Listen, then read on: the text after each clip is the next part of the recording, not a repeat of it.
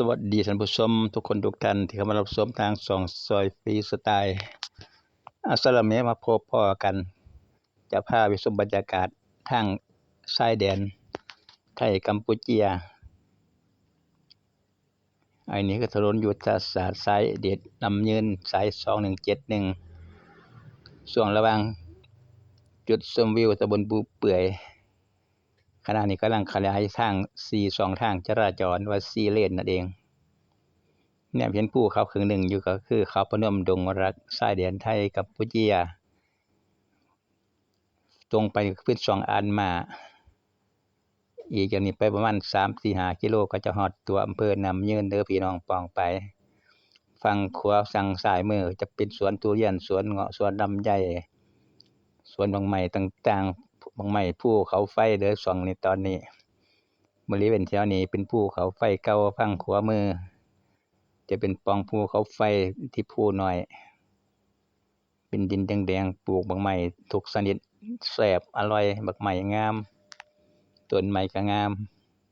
ทุเรียนภูเขาไฟกรอบนอกนุ่มในเปลือกบางหอมไม่กินไม่ฉุนสำหรับบริเวณแถวนี้เป็นดินแดนภูเขาไฟนี่ขณะนี้กำลังถลายทาง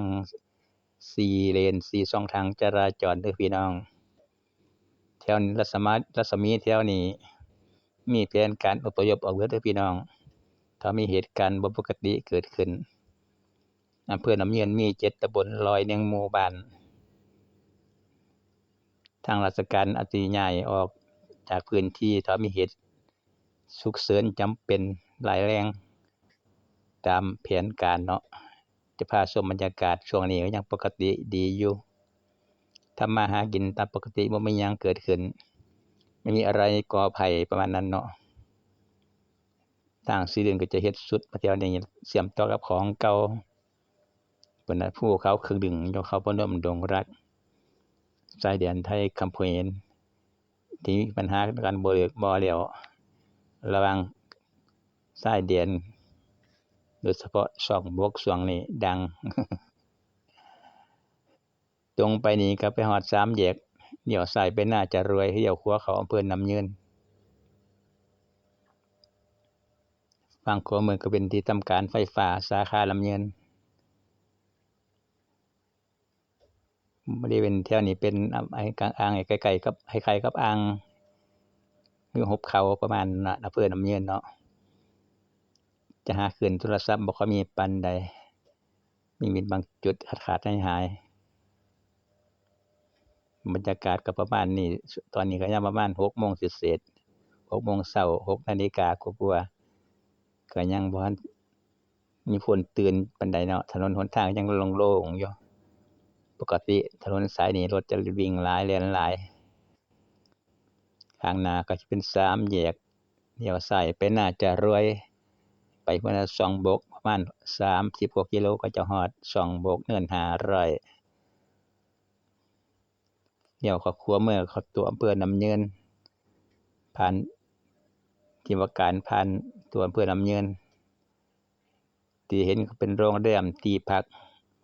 ตอนนี้สิพาเลี้ยวขวาเข้าตัวอำเภอน้ำยืนเด้อพี่น้องป้องไปสำหรับอำเภอชายแดนสามเหลี่ยมมรกตงามงดพาราณเสือเหลือเฟืออัญมณีมากมีพืชเศรษฐกิจถิ่นสถิตนารายบรรทมศิลป์ช่องอันมาประตูสู่อินโดจีนยนถิ่นคงเดินขบวนงามล้วนวัฒนธรรมอันนี้คำขวัญหรือว่าสโลแกนของอำเภอน้ำยืนรถโดยสารกำลังแล่นเข้าคิวคือกันคิวแต่เช้าคิว 6 โมงสายน้ำยืนเลยแถว2 แถวสีฟ้าๆโดยสารก็บ่ค่อยมีแล่นไปทุกมื้อนี้เนื่องจากรถส่วนตัวก็หลายมีเฮียนละ2-3 คันรถโดยสารก็แล่นแทบจะบ่มีผู้นั่งบ่คุ้มราคาน้ำมันเขาก็บ่ค่อยแล่นปานใดสำหรับโดยสารสายเดชน้ำยืนอันนี้ก็กำลังเข้าสู่ตัวอำเภอน้ำยืนแล้วประชาชนที่อำเภอก็ยังบ่หลับพันตื่นยังบ่ตื่นกันอยู่มาเปิดประตูหน้าบ้านอยู่รถก็ยังมีบางๆจักหน่อยอยู่นี่คือตัวอำเภอน้ำยืนเด้อพี่น้องฝั่งซ้ายก็เป็นร้านค้าร้านขายฝั่งขวามือก็เป็นธนาคารแหน่เป็นโลตัสเนาะมีโลตัสฝั่งขวามือ ธนาคารกรุงเทพจะมีสถานีตำรวจภูธรทางหน้าก็เป็นที่ว่าการอำเภอมีโรงเรียนประถมฝั่งขวามือฝั่งซ้ายจะเป็นร้านค้าร้านขายสิ่งขายของสำหรับพี่น้องนี่คือตัวอำเภอน้ำยืนอำเภอชายแดนติดเขตเขมรคักๆเลยพี่น้องตรงไปก็เข้าสู่พระนาที่ว่าการอำเภอ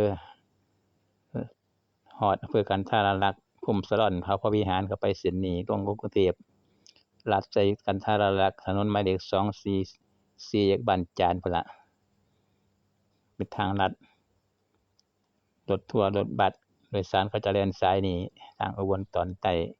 บนทะเลน่าจะรวยน้ำเยินเข้ากันทราลักษณ์24ลงพุ่นล่ะโศกไส้โคราชสูงเนินทางหน้าก็จะเป็นโรงพยาบาลน้ำเยินเนาะ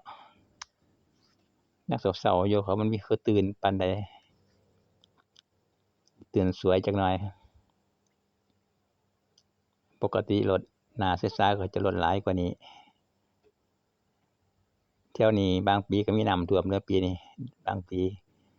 20ปี20ปีก็มีท่วมเทื่อหนึ่งน้ำป่าน้ำภูเขาไหลหลากเคยท่วมหนักปีหนึ่งแต่ท่วมบ่โดนดอกท่วมบ่เกินมื้อ2มื้อก็น้ำลดเพราะน้ำภูเขาน้ำป่าจากภูเขาไหลมาท่วมแต่ก็ทางความเสียหายกับบ้านเรือนพอสมควรเด้ออันนี้ตรงไปนี่ก็เป็นปั๊มปตท. 7ขวามือก็มีโรงพยาบาลน้ำยืนพาชมบรรยากาศทางชายแดนว่าเป็นจังไดยังปกติดีบ่สำหรับช่วงนี้ยังปกติอยู่เด้อพี่น้องบ่มีหยังอยู่ห่างจากช่องบกไกลพอสมควรอยู่ประมาณ30-40กิโลแต่จากช่องอันมาประมาณ10กว่ากิโลก็จะฮอดบ่ไกลจากช่องอันมานี่ฝั่งซ้ายมือก็จะเป็นโรงพยาบาลน้ำยืนขวามือก็จะเป็นปตท. เยื้องๆกับโรงพยาบาลตรงไปอีกนิดหนึ่งก็จะฮอดทางเดียวคงเข้าสู่ช่องอันมาจุดผ่อนปลนอีกประมาณ9กิโลก็จะฮอด